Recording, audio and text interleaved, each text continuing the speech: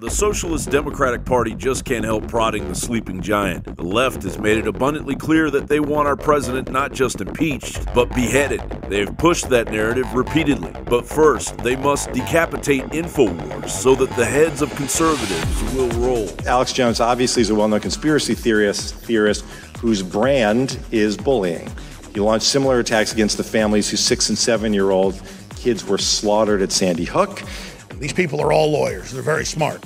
They've defamed me in fake lawsuits they filed, funded by the Democratic Party, knowing they're protected, filing false statements under defamation in lawsuits.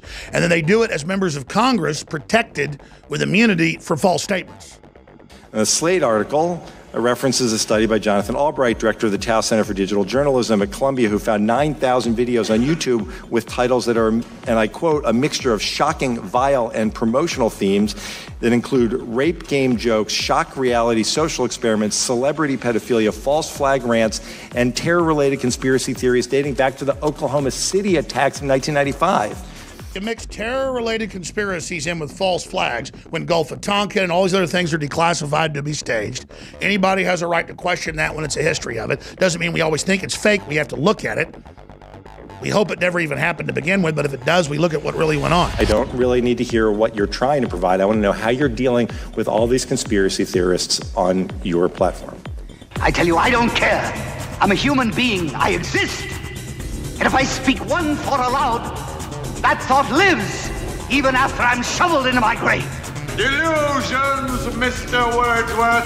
Delusions that you inject into your veins with printer's ink. So today, we resume consideration of the entirely imaginary narrative that social media companies are biased against conservatives. Let's make something very clear. There is no evidence that the algorithms of social networks or search results are biased against conservatives. There are 2 posts. Would you read the first one? And there is one naughty word there that you're welcome to skip over. Congressman, this is a post, Milkshakes Against the Republican Party. It has a picture, and it says parents in the waiting area for today's school shooting in Florida. And then it says, you remember the shooting at the Republican baseball game.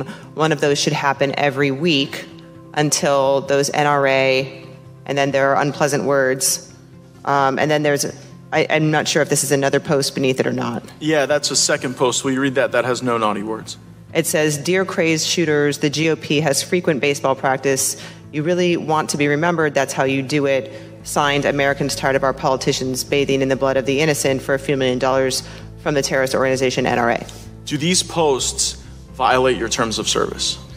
Any call for violence violates our terms of service. So why is Milkshakes Against the Republican Party still a live page on your platform?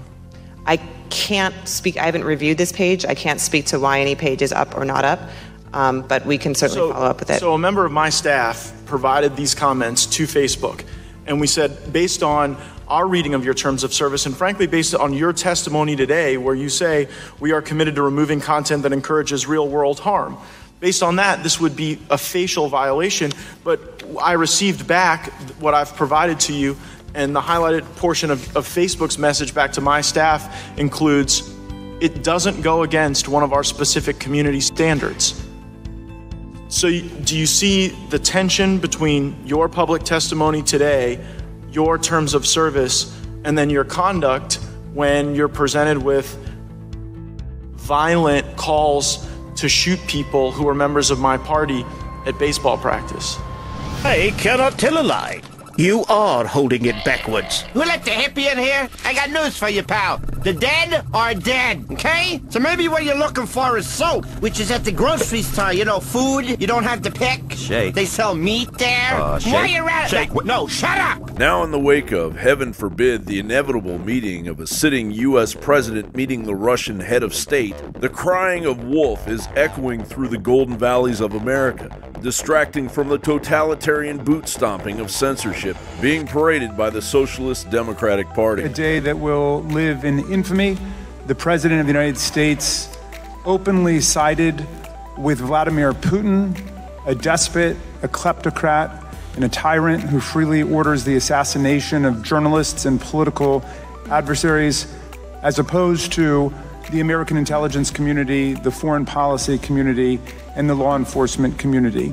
The president, in the face of Russia's clear aggression against our political sovereignty and democracy in the 2016 election, instead apologized, which is the equivalent of America going out and apologizing to Japan after Pearl Harbor. My meeting with President Putin was really interesting in so many different ways because we haven't had relationships with Russia for a long time. And we started. Let me begin by saying that, once again, the full faith and support for America's intelligence agencies. I have a full faith in our intelligence agencies. Whoops, they just turned off the light. That must be the intelligence agencies. There it goes. Okay. You guys okay? Good. That was strange, but that's okay. Yesterday in Helsinki, President Trump said he does not believe it. He sided with Vladimir Putin over his own intelligence community. And he continues to undermine American law enforcement, proclaiming on the world stage that our laws are meaningless, that the work of investigators has been worthless, and that no one should take the special counsel seriously. I want to thank my colleagues across the aisle for their concerns about Russian interference with our elections, because it's been going on for 70 years. It helped Truman get elected in 48. Eisenhower called the Russians on it in 56, the manipulation there. Khrushchev bragged in 60 that he helped throw the election to Kennedy. It's been going on. The Progressive Party, as they were called previously, and now it's been reemerged. And the Democratic help to Jimmy Carter, or the help from Russians. So I am thrilled that we're going to get help across the aisle to get the Russian input stopped. But I need to ask each of you, you've been asked specifically about Russian use of your platforms, but did you ever find any indication of use of your platform utilized by the Chinese, North Korea, or any other foreign country, intelligence, or agency of that country? I would note, Congressman, that we are not in North Korea or China. You don't have to be in North Korea to be North Korean intelligence and use. We have foreign governments, intelligence agencies in this country. So it seemed to me you were each a little bit vague about, oh yes, we found hundreds or whatever. I'm asking specifically, were any of those other countries besides Russia that were using your platform inappropriately? It should be a yes or no. So you don't know?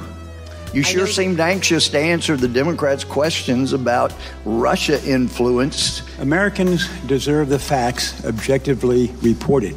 They know media bias is pervasive. A recent Morning Consult poll found that only a quarter of voters now trust the media to tell them the truth, a record low. The media savages the president and portrays his administration in the worst possible light.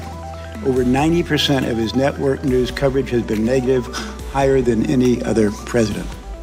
The muting of conservative voices by social media also has intensified. Social media companies have repeatedly censored, removed, or shadow banned conservative journalists, news organizations, and media outlets that do not share their liberal political views. Facebook's new algorithm for what users see on their timeline has disproportionately harmed conservative publishers. They're getting fewer readers, while their liberal counterparts haven't been impacted to the same degree. If a content reviewer determines that something is fake news, is there an appeals process for the person who produced that content? I mean, are they notified formally? Anytime we remove content for violation of our policies, the user is notified and given a link to an appeals form. How long does the appeals process take? I'm not familiar with the average turnaround times, but I could get back to you with that information. Well, I wish you would. I mean, the news cycle obviously is constantly changing. So if the appeals process takes days or weeks, then it's a moot point by the end of that process. And our concern is, of course, that any organization, any company, would filter things that they may or may not, or their internal reviewers may not agree with, and then by the time the appeals process is exhausted, it's stale content anyway, and if the objective was to pull it down and take it out of the public's view, then that was accomplished just because of the time delays. I don't even know why we're having this hearing. We should be having a hearing on the President of the United States statements he has made that show that he has this bizarre relationship to Vladimir Putin, who is not our friend. I just want to go back to some earlier statements by one of our colleagues across the aisle who listen, I believe that this is an incredibly important hearing.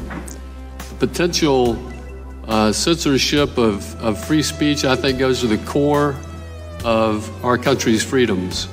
The whole idea of now we are going to have corporations censor speech based upon their definition of fake news, based on their definition of hate speech, is opening up a Pandora's box. You have no strength at all. You have nothing but spindly limbs and a dream, and the state has no use for your kind. Every one of your rights has been compromised by a totalitarian state grown to adulthood under your very nose. But the First Amendment is still holding its ground under a hail of globalist arrows, but it can't withstand the assault forever. We are reaching the critical moment. Stand up, America, and reclaim your rights. John Bowne reporting.